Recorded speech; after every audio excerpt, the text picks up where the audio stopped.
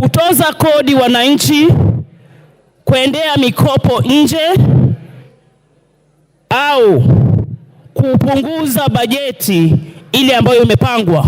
Mheshimiwa Spika, ukiona wale wananchi kule nje wanaandamana ni kwa sababu ya kutozwa kodi. Katika bajeti hii ilikuwa imeletwa hapa, yale makadirio ya kutoza kodi ndio umefanya saizi mimi naunga mkono wale wanaandamana kule Kilifi leo, kwa sababu waliona katika orodha ya utozwa ushuru, kutozwa ushuru mkate, kutozwa ushuru magari ya mwananchi wa Kenya wa kawaida. Mheshimiwa Spika, watu kama Ichungwa, kina Osoro, vijana wadogo hawa wamefura kichwa. Mheshimiwa Spika, hawatumii magari siku hizi, wanatumia ndege, chopa waende kwa kila mkutano. Ndio maana wameenda kusimama kusema magari yatozwe ushuru. Wananchi wako kule nje, kutozwa ushuru vyombo vya kupima saratani. Mheshimiwa Spika. Honorable Mbeyu, there is a point of order. Yes, Karemba. Order. Karemba. Give to Karemba the... Honorable Speaker, I want to rise on a standing order number 107, but F. Niulize, I want to ask whether the honorable member is in order to refer to the Honorable Osoro and his colleague as having a big-handed. I think that is very unparliamentary, and she should withdraw those remarks. Honorable Mbeyu, I was consulting with a member, I didn't hear. If you say that, you are out of order and you withdraw those unkind remarks to your colleagues. Mheshimiwa Spika, sijajua amesema nini, lakini nitampa mfano tu. Nasema hawa wameweka kodi ya magari ya mwananchi wa kawaida kwa sababu saa hizi tunawaona wakitembea na ndege wakienda mikutano, na huu ni ukweli. Niko na ushahidi Mheshimiwa Spika. Wiki mbili zilizopita Mheshimiwa Ichungwa alishuka port na ndege. Niko na picha kwa simu yangu. Kwa hivyo hawezi kuweka kodi ya magari. Yes, ya pili Mheshimiwa Spika. Kagombe, order. Honorable Kagombe. Mupe Kagombe. Mr. Speaker, I rise on standing order number 107.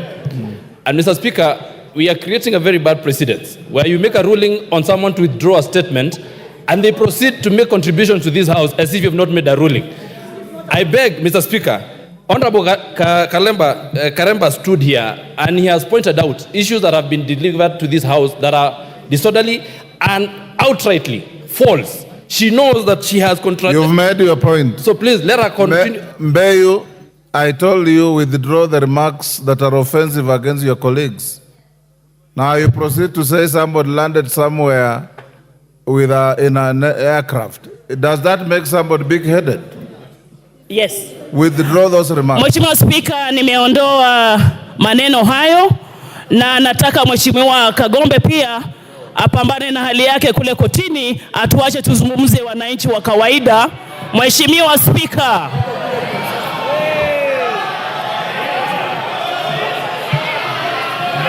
Order. Mheshimiwa Spika, nizungumze.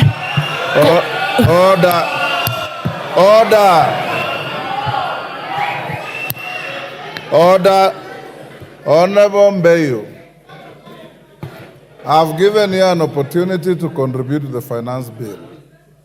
Kagombe is not in the finance bill. And you are out of... Can you take your seat? Don't be excited unnecessarily, because you are about number 150 member to contribute to this bill. And you've been sitting here seeing how members who are even more senior than yourself have been conducting themselves. Don't excite the House, don't get excited, contribute on the bill. Asante Mheshimiwa Spika, tukiona katika ile bajeti watu wakiandamana, vyombo vya kupima saratani katika hospitali yetu vinaenda kutozwa kodi. Yale mambo ambayo yaliwekwa katika bajeti hii, katika mswada huu ndio nayazungumzia. Wakituambia ati wametoa na tujaona amendment, Mheshimiwa Spika, lazima tuione leo hii kuwa imerekebishwa ndio wananchi wetu waweze kukubali. Mambo ya kuweza kuona stakabadhi za pesa to access KRA, to access financial status za watu wa Kenya ni mambo ya aibu. Watu wako na haki ya pesa zao na kuwa siri. Mheshimiwa Spika, mkate, mafuta, kutoza ushuru ni aibu. Kamati ya bajeti, kamati ya finance. Member for Lamu East.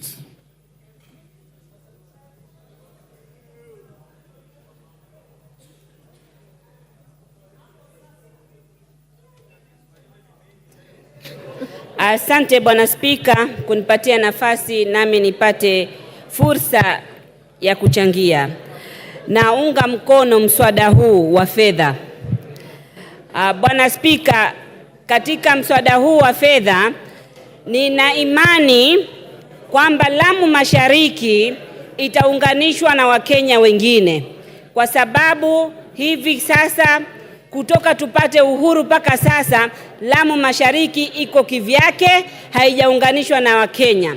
Lamu Mashariki tunajua constituency yote, eneo bunge lote, hakuna hata inchi moja ya lami, hakuna hata inchi moja ya gridi ya kitaifa. Pesa zikipatikana, watu wangu wa Lamu Mashariki wataunganishwa na Wakenya wengine. Tunajua kuunganishwa eneo bunge na eneo bunge lingine inaunganishwa na mtandao wa barabara, inaunganishwa na gridi ya kitaifa. Sisi kwetu bado hatujapata gridi ya kitaifa na wala barabara. Kama wa Kenya na sisi Lamu Mashariki tumekuwa tukitoa ushuru na sehemu zingine maeneo bunge mengine yameendelea. Sasa basi tuendelee kutoa ushuru, tena tuendelee kutoa ushuru sana, na sisi Lamu Mashariki na sisi tupate haya maendeleo.